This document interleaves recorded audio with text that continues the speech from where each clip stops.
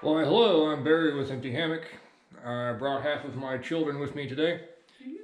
We are going to do a good, thorough cleaning job of the entire house. I had been pushing so hard getting stuff done that I kind of neglected cleaning up after myself, which drives me batty. I had to put pieces of caution tape hanging from the chandelier now that there's nothing under it because I keep whacking my head on it. But anyway, that is clean enough for right now.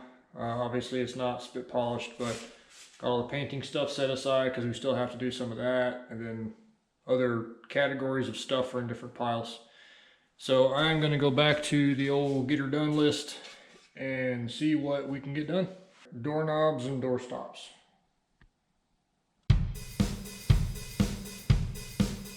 Next up, I'm going to be working on patching up all of the holes in the floor from where the old air return used to be and a couple of the vents that we're no longer going to use. So what I've discovered over the years of doing stuff like this is if you can't get it exactly the same, do it completely different.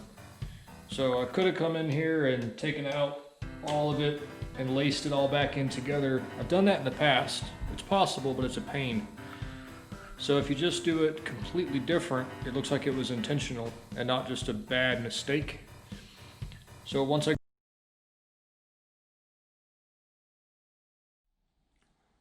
put the floor down in the hallway last night, I am very thankful that we did have enough flooring.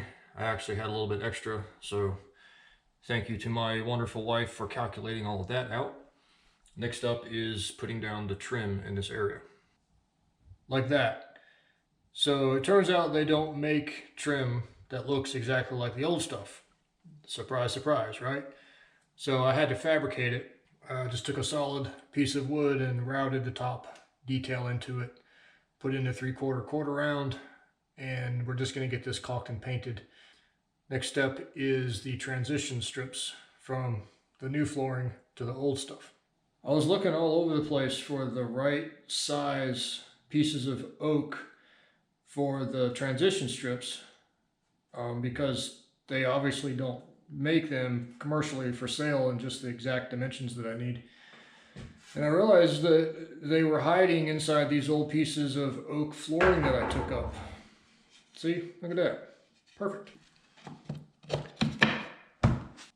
So after I sand the floors, I'll install these new transition strips that I'm making and then just put a little piece of that metal stripping transition between the new laminate and that transition strip. And then here's one more that I found inside that piece of flooring that I had to cut out. Very specific profile.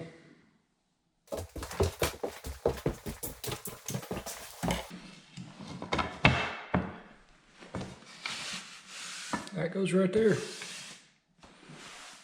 So I am at the point where I'm ready to take up this old flooring.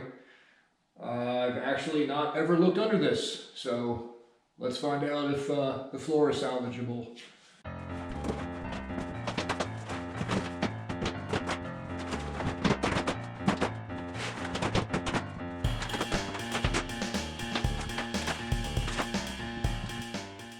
Not bad.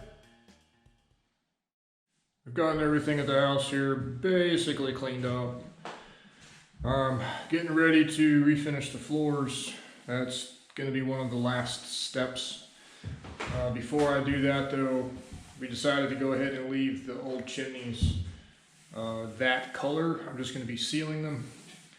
And then trying to figure out what to do with the holes where the old flue used to be. Molly came up with an idea of using one of the tiles from the kitchen.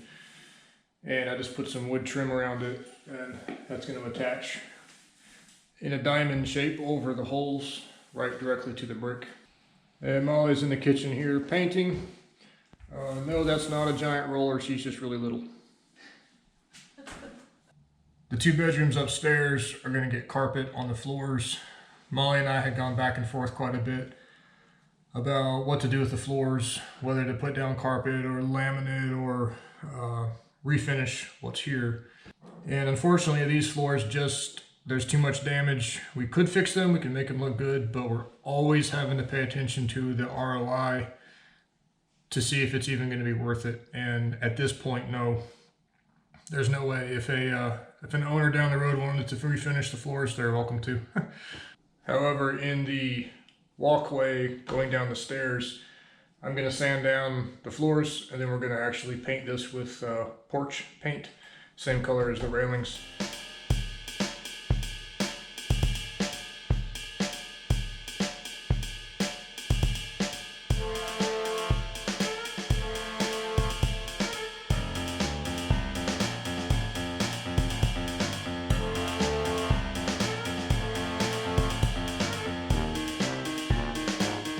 I'm up to the point now where I'm finishing all the floors with the big sander. This is the only one I have left to do. That's the sander that I rented. I have to put the vacuum attachment still to it. This room is done. Very, very, very happy with how this room turned out. This is the one that I kept that vinyl down on top of the entire time I've been working here. Back bedroom is also done. There's a couple of stains that I could not get out.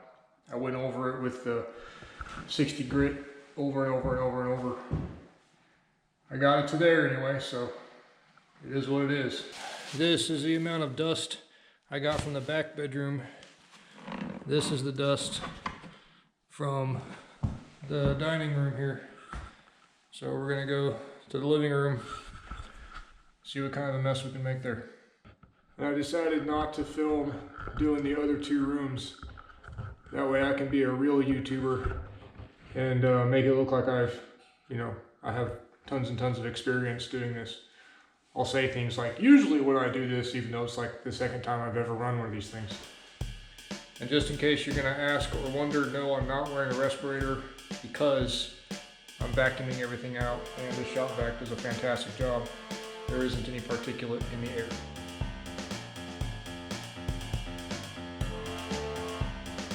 So it's now 4 days later, 5 days, something, I don't know, whatever. Anyway, I got all of the outside band that I couldn't get with the big machine sanded down with the little palm sander. Took me a lot of hours on my hands and knees doing that on the edges because it's oak and the layers, multiple layers of old, not only stain, but whatever kind of lacquer they used, it was really hard to get through. Anyway, I got all that done. I was here till about 10 o'clock every night.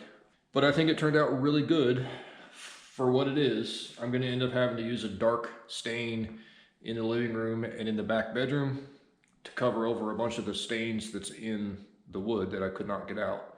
They're probably halfway down through the wood, and I didn't want to end up in the crawl space with the sander. Molly has gotten the first coat on the stairs and upper landing done. Then she came back and filled in all the little holes from the nails where the carpet was on the stairs. The side walkway of the house had to have a railing because it was over 24 inches off of that edge. So I put this in a couple days ago. It was literally just a scrap from an old railing that I had gotten from a house. So I modified it, chopped it up, recoated it, installed it, and I think it fits the house really well, and it's super strong.